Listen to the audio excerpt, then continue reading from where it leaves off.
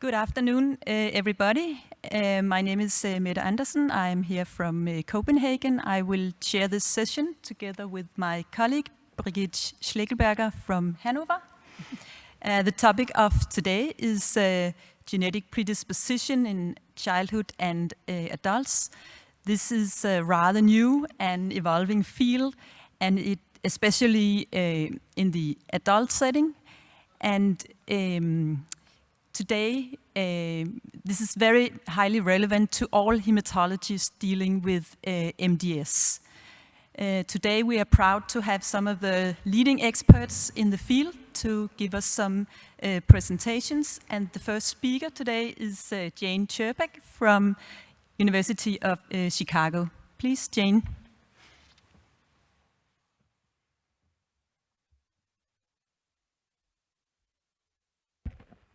Thank you so much for this opportunity to speak here. I have only one disclosure. I receive honoraria from UpToDate.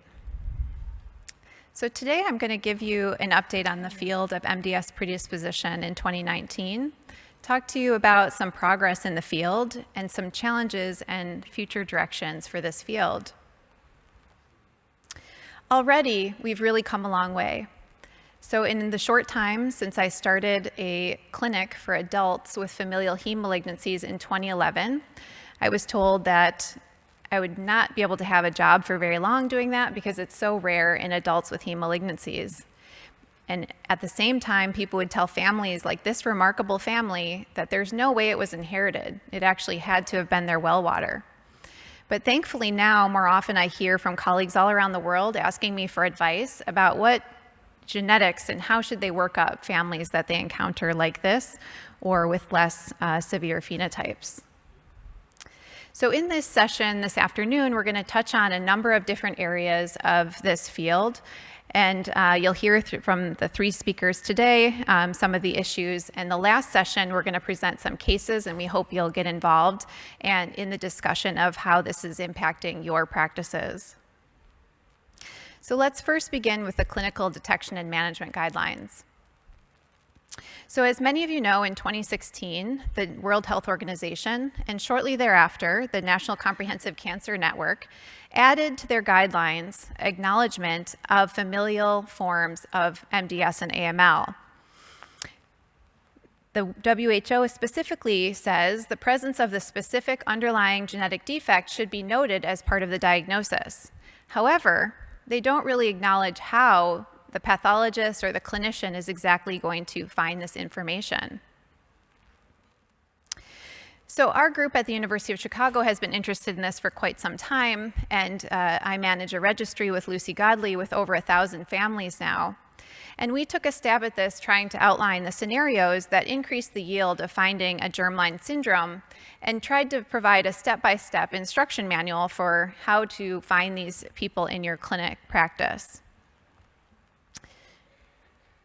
We also provided a checklist that actually has all of the different syndrome-specific features and a decode for which features implicate which syndrome. So if you use these scenarios, what will the yield be in a typical adult clinical practice? So our clinic at the time right now is quite specialized, but we see a lot of cases from our general practitioners. And so if you do this, what will you find? If you first focus on the patient, family, and personal history, now our center, as well as 2 single centers from Germany and Finland, have found that 11 to 16% of MDS or AML patients coming to your practice will report a family history of 2 or more heme malignancies in the family. So this is not rare. If you start asking this, you will find these patients. In our group, we also looked at the stem cell donor pool, and so all of the families that we had evaluated for transplantation over about an 8-year period, we looked at the healthy sibling donors, and we found that 3% of them, so 10 out of the 328, actually had an unexplained cytopenia. So you can then add those patients to the family history. And how about patients that are being evaluated on tumor panels? So if we start doing a tumor panel at diagnosis for either a molecular classification criteria or for prognosis or therapy, how often are we going to find a germline mutation or a mutation that could actually be a potential germline mutation? So this diagram depicts the many different genes that are involved in both solid tumor predisposition and blood cancer predisposition. And you'll notice that there's significant overlap. And the underlying genes are genes that are on our internal tumor panel. So every time an MDS or leukemia patient or any patient with cancer gets a tumor test, we're testing these germline genes. And some of these genes are also on commercially available panels in the United States. And obviously, if you're doing exome sequencing or other panels, if you analyze these genes, you'll also potentially find germline potential variants. So if we look just at the genes that are recurrent, so if we look at RUNX1, P53, ETB6, CBP alpha, and GATA2 in an MDS population from Torsten Hofferlach's data from 2014, we would estimate that about 20% of them will have a pathogenic mutation on their tumor panel that is in one of these 5 familial MDS and AML genes. So if you sum this up, this ends up being about 1 in every 5 to 10 patients that are being evaluated in a clinical practice that the physician will have to start thinking about this. So those criteria are all well and good and are helpful, but there's still some extra challenges. The relevant personal and family history is expanding. So in addition to things like anomalies, infections, early gray hair, we now have to think about other features like nystagmus and other subtle things. The lack of these also does not equal the absence of a syndrome. So something like familial leukemia due to DDX41 mutation, they have no other health conditions before the time of MDS or AML. And finally, many of the suspected cases, so you see a family, they have a very strong history, and you are really concerned that they have a familial syndrome, we still cannot solve what the gene is for 40% of marrow failure presentations and about 70% of familial MDS and AML. So when you start asking, you do the genetic workup, you still will have families where you don't know what to do. What about germline tissue? So far, the exact gold standard for germline tissue has been widely debated. And if you look in the literature, you'll find many different comments about which source of tissue was considered germline for a study in blood cancers. And so we don't yet have a sense of how well each of these tissues actually reflect the germline and how practical they are to collect in a real-world clinical setting that's broad. However, Eric Padron and others just recently published a paper trying to find and define the optimal germline tissue for the upcoming national MDS study that will enroll 2,000 patients. And their goal was not to find germline mutations, but instead to use these tissues as a way to subtract out the germline to find the acquired mutations. And so they used a small number of patients, 16 total, and they looked at all of these different germline sources and immediately had to get rid of 4 of them because of low DNA quality and quantity. So things like plucking 12 eyebrow hairs or a urine sample or nail clippings just didn't yield enough DNA. So that left skin biopsy, and this is taking the skin directly from either a bone marrow site or anywhere on the body and not culturing it. So making DNA directly, and this will be contaminated with blood sample. They also used peripheral blood flow sorted T cells, buccal swabs, and compared those with what they found in the bone marrow. And as you can see from this graph, the red is the recurrent MDS mutations that are acquired with an average allele frequency of 30%. And you can see that in all of these other tissues, you can detect some of these variants at low levels. And this is just a visualization of that. So on the top, you can see the variant alleles with the C's in blue in the bone marrow specimen. And you can see them at low level in the skin biopsy, the T cells, and the buccal cells. So this is interesting because that means that some of the publications that we've been looking at where we use T cells and things as a source of DNA make it a little bit more challenging to interpret what those mean. And they also looked then how many of these acquired mutations will be subtracted out in these different sources. And so in skin biopsy, you'll subtract out 3.6 variants, whereas in T cells or in buccal cells, you'll subtract out less than 1 per patient. In contrast, you'll also find novel genetic changes in these cells. So interestingly, the T cells had on average 2.3 new mutations unique to that tissue as compared to the other sources of germline. And so this is kind of reminiscent of the story that Ben Ebert told yesterday about the skin biopsy of the blepharoplasty specimens, where other tissues are clonal, and how those tissues actually relate to findings in the germline, we don't know. So their conclusion was that T cells or buccal cell swabs would be the preferential germline samples for MDS somatic studies. And the limitations, however, are they did not look at cultured skin fibroblasts. And of 21 patients, the 5 patients, we couldn't even use their T cell samples because they were contaminated with myeloid cells. So something as a field that we need to think about is what samples are really practical for germline collection and will be reliable so we don't have to keep going back to the patient. Should we prioritize samples with the ability to bank them for the future, for future studies? And will these tissue-specific mosaic patterns, so these new acquired mutations that we're finding in the skin and other tissues, affect our interpretation of these results? How about access to genetic testing and approach? So as more and more people around the world are thinking about this, they're trying to figure out how to incorporate testing for both germline and tumor into their clinical practice. At the University of Chicago, we use 2 different parallel panels. We have OncoPlus, which was developed by Jeremy Siegel, and this has 2,000 genes that are captured, and 153 of those are reported. And this panel has been optimized for acquired mutation detection. And in our germline lab, we have a hereditary cancer panel that we capture 200 genes and report somewhere between 30 and 85, depending on the syndrome we're evaluating. However, in talking with colleagues around the world, this is very different by institution and what access people actually have, whether it's Sanger only or they're using commercial companies where a sample from the blood is going to one lab for germline testing, for the somatic testing, and skin is going to another one for germline testing. It gets quite complicated, and understanding who is going to be paying and what approach is unknown. And so to try to get a better sense of what's going on internationally, as part of the MDS Foundation, we're going to be working on a survey to try to understand what's happening now and follow that over time to help with planning and access for everyone. So what about molecular mechanisms of incomplete penetrance and progression to MDS and AML? As more and more people are interested in this field, there have been growing databases documenting the different mutations that occur in individual families. And in some of these that are more, have now enough families to study it, there are some interesting genotype-phenotype comparisons. And so this is examples from data in GATA2, where frameshift or deletions are nearly 100% penetrant for GATA2 deficiency syndrome.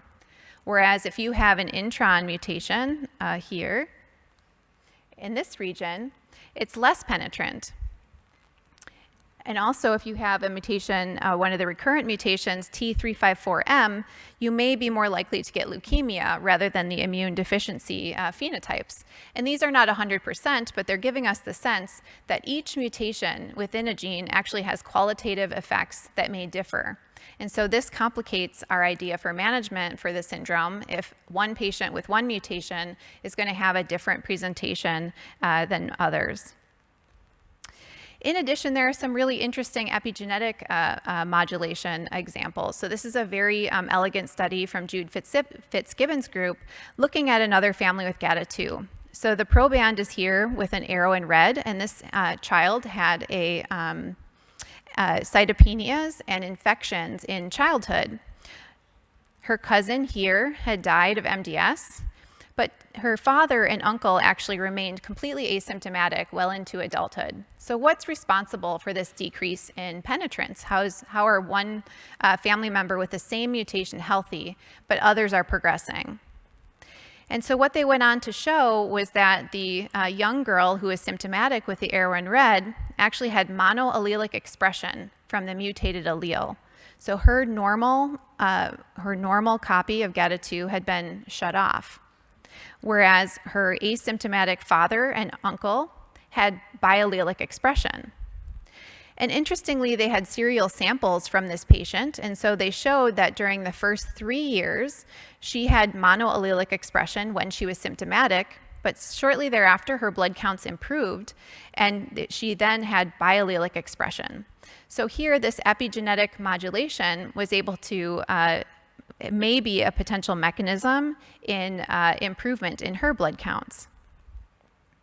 We've also learned from other bone marrow failure syndromes and MDS syndromes that there are other molecular mechanisms that help account for these differences.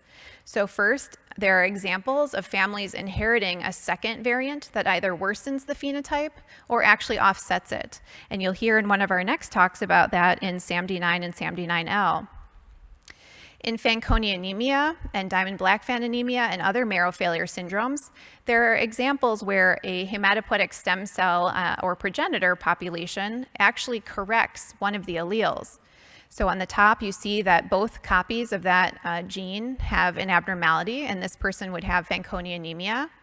But a stem cell is able to use the other normal region of that same gene and correct itself. So now that cell only has one mutation, and that allows those cells to have a growth advantage and can improve the person's counts.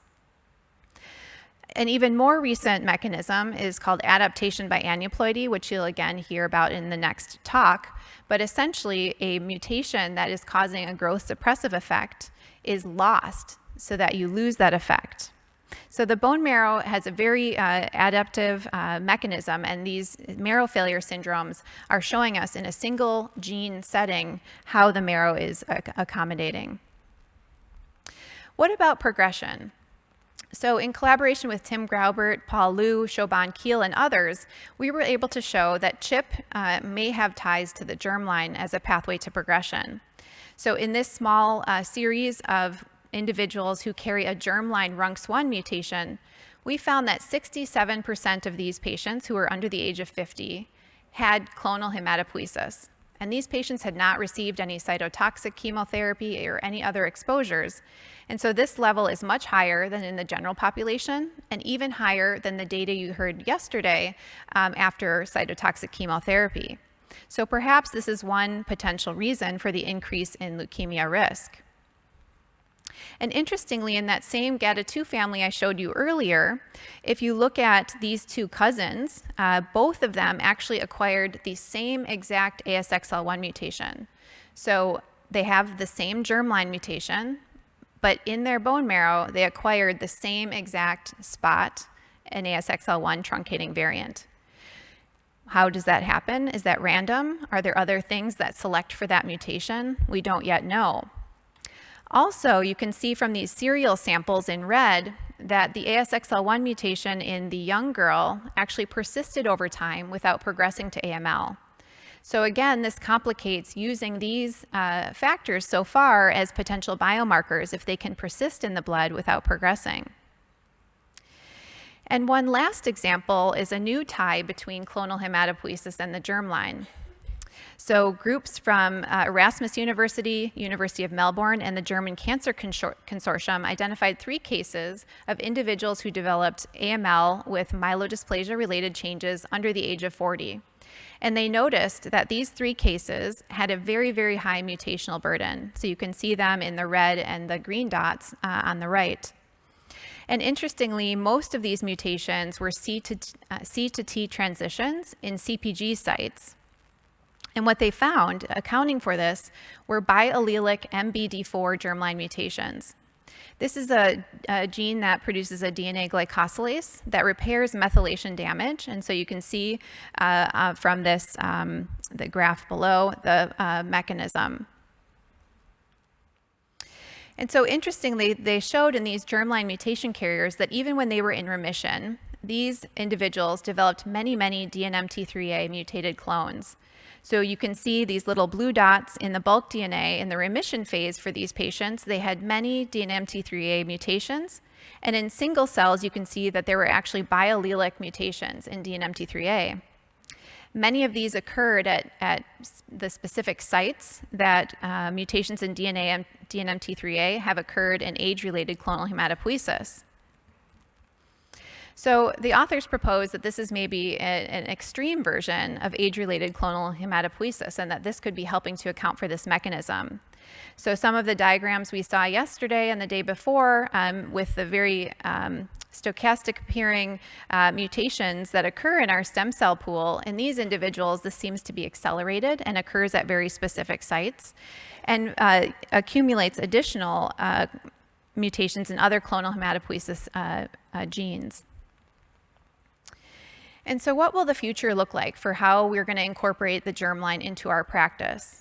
So if anyone is following any of the data that's happening in solid tumors, currently the germline is now becoming a key factor up front in many cancers like ovarian cancer or breast cancer or even prostate cancer, where if you have a germline mutation in BRCA1, BRCA2, or ATM, a PARP inhibitor may be part of your current or future therapeutic strategy.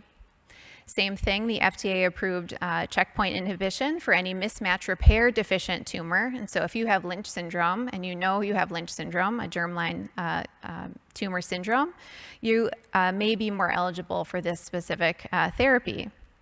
So what will our first example be of using the germline to predict which drugs would be effective in MDS?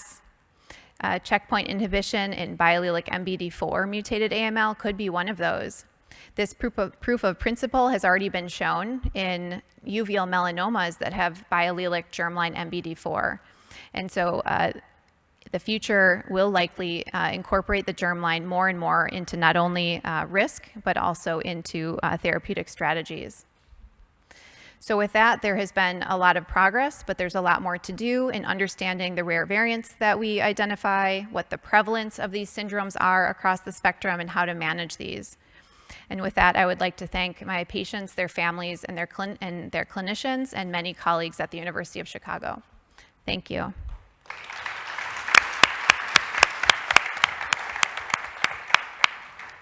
Thank you very much, Jane, for this perfect presentation. The paper is now open for questions. Eva? Thank you very much. It was super exciting. I get one thought in my head, and that is the epigenetic reason to actually express just one of the alleles. Mm-hmm. So what has this been studied in the context of telomere mutations, where you very often see anticipation between generations? Have you done it? No, but that's really interesting. So we have seen some interesting things in the TERT promoter in individuals who have familial pulmonary fibrosis. So I think it's definitely an area that we should be looking into more broadly in these familial syndromes, how epigenetics may modulate what's happening.